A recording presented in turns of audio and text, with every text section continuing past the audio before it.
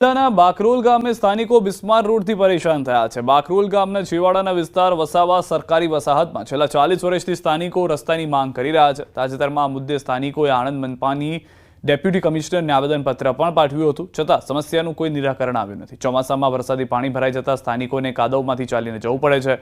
મચ્છરોના ત્રાસથી સ્થાનિકો બીમાર પડી રહ્યા છે। તેમ છતાં મનપા તંત્ર ઘોર નિંદ્રામાં હોય તેવું લાગી રહ્યું છે। સ્થાનિકોએ વહેલી તકે રસ્તો બનાવી આપવા માંગ કરી। એમાં રસ્તો અમારા 40 વર્ષથી કોઈ રસ્તાની સુવિધા નથી, તથા ચોમાસામાં પાણી ભરાઈ જાય છે, છોકરા બીમાર પડી જાય છે, નાના ગયરાઓ માણસ બીમાર પડી જાય, અમારે લઈ જવાની તકલીફ બહુ પડે છે। અમારો વારંવાર તાલુકા આણંદ નગરપાલિકામાં કે એમાં જાણ કરી તોય છતાં કોઈ જોવા આવતું નથી। અહીંયા આગળ વરસાદી પાણી ભરાય છે ને તો મચ્છરોનો બહુ પ્રોબ્લેમ થાય છે અને નાના નાના બાળકોને સ્કૂલમાં જવાનો પ્રોબ્લેમ, અહીંના વૃદ્ધોને પ્રોબ્લેમ, કોઈ બીમાર પડે એને દવાખાના આ તે જવામાં બી ઘણા બધા પ્રોબ્લેમ થાય છે। એ જે રસ્તાની માંગણી કરેલ છે એ રસ્તો સરકારી છે કે નહીં, સરકારી નળી છે કે નહીં, એ તપાસ કરી અને ખરેખર જો રસ્તામાં આવતો હશે તો ત્યાં અમે ટેમ્પરરી હાલમાં રસ્તોની વ્યવસ્થા કરી આપવામાં આવશે અને ભવિષ્યની અંદર આરસીસી રોડ બનાવવામાં। વિદ્યાર્થીઓનો ચક્કાજામ। ચરાડવા ગામે વિદ્યાર્થીઓનો ચક્કાજામ। નિયમિત બસ ન આવતી હોવાથી રોષ, વારંવાર રજૂઆત છતાં નહોતું આવતું નિરાકરણ।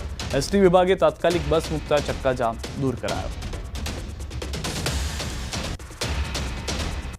એસટી બસ દરરોજ 2 વાગ્યાની આજુબાજુ આવે એટલે છોકરાઓની માંગ એક જ હતી કે એસટી બસ 12 વાગે મૂકો, 12 સાડા 12 મૂકો તો અમે ટાઈમસર ઘરે પહોંચીએ।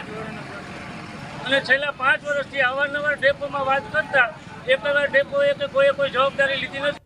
એસઓજીએ હરિયાણાના પૂર્વ ધારાસભ્યની હત્યાની સાજિશમાં ફરાર આરોપીને ઝડપી પાડ્યો છે। હરિયાણાના પૂર્વ ધારાસભ્ય અને તત્કાલીન ભારતીય રાષ્ટ્રીય લોકદળના પ્રમુખ નફેસિંહ રાઠીની ગોળી મારીને જાહેરમાં હત્યા કરવામાં આવી હતી। આ હત્યા કેસમાં UK base organised contract killing ગેંગના મુખ્ય સૂત્રધાર આરોપી કપિલ સાંગવાન દ્વારા કરવામાં આવી હોવાનું ખુલ્યું હતું।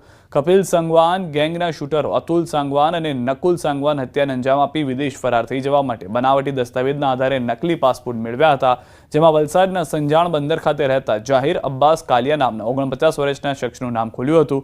આરોપી દ્વારકા જિલ્લામાં આવ્યો હોવાની પોલીસને બાતમી મળી હતી। હરિયાણાના એસટીએફ દ્વારા ગુપ્ત ઓપરેશન હાથ ધરી આરોપીને ફિલ્મી ઢબે ઝડપી લેવામાં આવ્યો છે।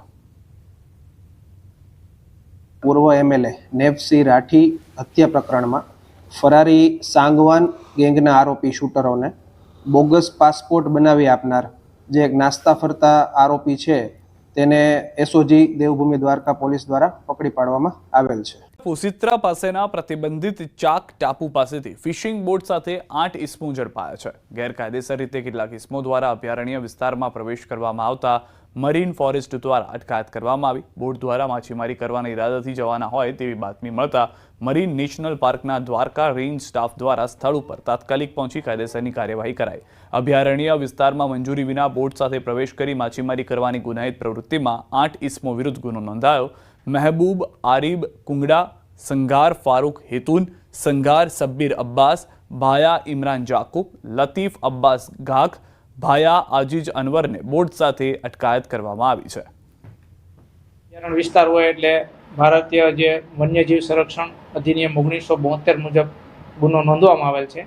એમાંની 2 બોટો જે છે આપણે એ સિક્કાની છે, એક ભરાણાની છે અને 3 બોટો સલાયાની છે અને જેનું વન વિભાગ દ્વારા જે કાયદાકીય કાર્યવાહી છે તે કરવામાં આવે। મોડાસાથી પકડાયેલા આતંકી અંગે ખુલાસો। આતંકી શેફુલ્લા ફર્નિચરની દુકાનમાં કરતો હતો કામ। ન્યૂઝ 18ની ટીમ પહોંચી ફર્નિચરની દુકાનમાં કામ કરતા અન્ય કર્મીનું નિવેદન।